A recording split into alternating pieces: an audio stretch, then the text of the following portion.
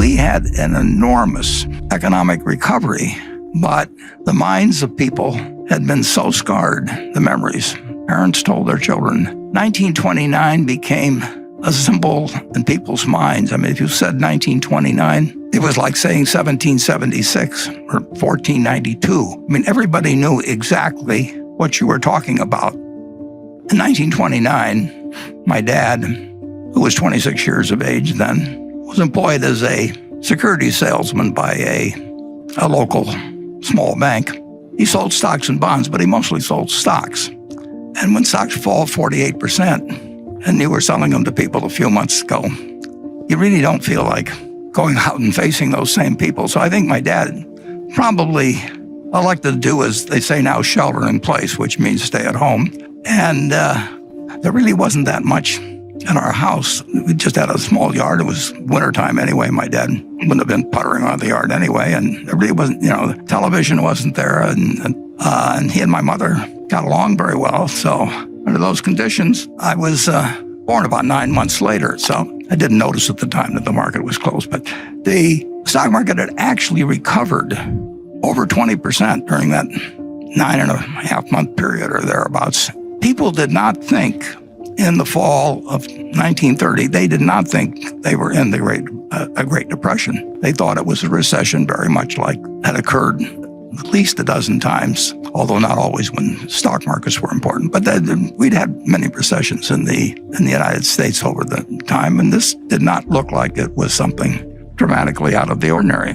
Actually, for about 10 days after my birth, the stock market actually managed to go up all of 1 or 2% there in those 10 days. Well, from that point, the stock market went from level of 240 to 41, which was a noticeable decline because if somebody had given me $1,000 on the day I was born and I'd bought stocks with it and bought the Dow average, my $1,000 would have become $170 in less than 2 years. That is something that none of us ever experienced. That we may have had it with one stock occasionally, but in terms of having a broad range of America marked down 83% in 2 years and marked down 89% of the peak was in September 3rd, 1929, was extraordinary. And in that intervening period, less than 1 year after I was born, just slightly less than 1 year, my dad went to the bank where he worked and had his account. And of course, the bank had a sign on it closed. And so he had no job. He had 2 kids at that point. His father had a grocery store, but Charlie and I both worked for my grandfather. Charlie worked there in 1940. I worked there in 1941, so we didn't know each other. But my grandfather said to my father that, "Don't worry about your groceries, Howard." He says, "I'll just let your bill run." That was my grandfather. Not exactly. He cared about his family, but he wasn't going to go crazy. And one of the things as I look back on that period, and I don't think economists generally like to give it that much of a point of importance, but if we'd had the FDIC started on January 1st, 1934. It was part of the sweeping legislation that took place when Roosevelt came in. But if we'd had the FDIC, we would have had a much, much different experience, I believe, in the Great Depression. People blame it on Smoot-Hawley, and there's all kinds of things, and the margin requirements in 29, and all of those things entered into creating a recession. But if you have over 4,000 banks fail, that's 4,000 local experiences where people save and save and save and put their money away, and then someday they reach for it and it's gone. And that happens, in all 48 states, and it happens to your neighbors and it happens to your relatives.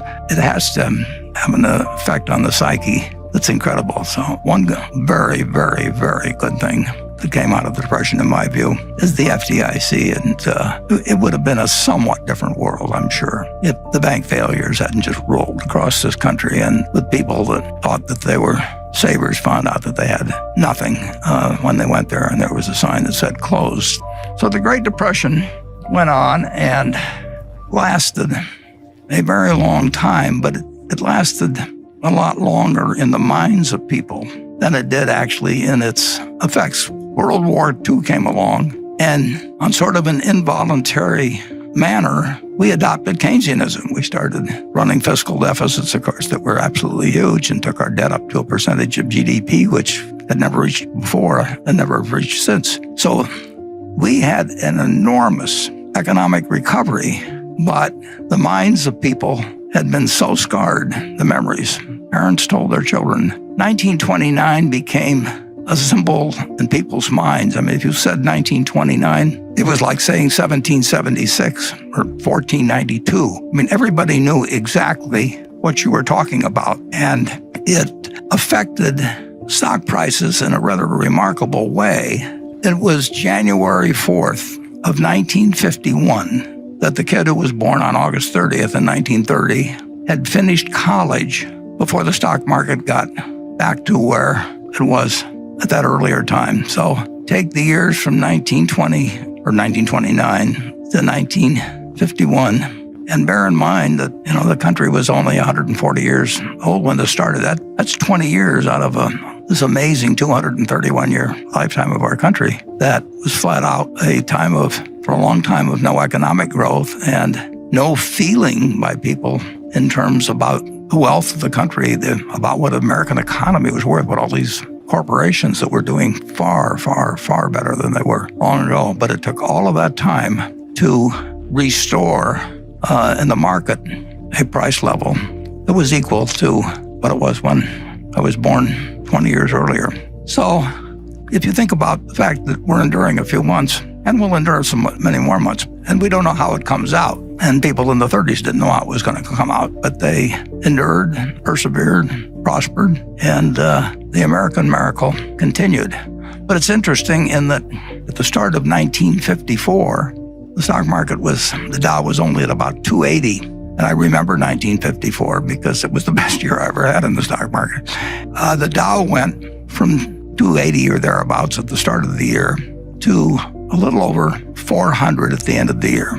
And as soon as when it crossed 381, that famous figure from 1929, when it went to 400, everybody wondered, is this 1929 all over again? And that seems a little far-fetched because it was a different country in 1954. But that was the common question, and it actually achieved such a level of worry about whether we were about to jump off another cliff just because the 381 of 1929 had been exceeded, that Senator Bill Fulbright of Arkansas, who became very famous later in terms of the Foreign Relations Committee, but he headed the Senate Banking Committee, and he called a special investigation. He really was questioning whether we had built another house of cards again. And his committee, in March of 1955, with the Dow at 405, assembled 20 of the best minds in the United States to testify as to whether we were going crazy again. The Dow was at 400, and we'd gotten in this incredible trouble before. But that was the mindset of the country. It's incredible.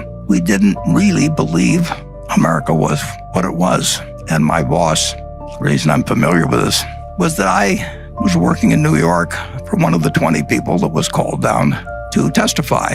And I remember, because Ben Graham was one of the 3 smartest people I've met in my life, and when he testified, the Dow at 404, he had one line in there right toward the start in his written testimony, and he said, the stock market is high. It looks high, it is high, but it's not as high as it looks.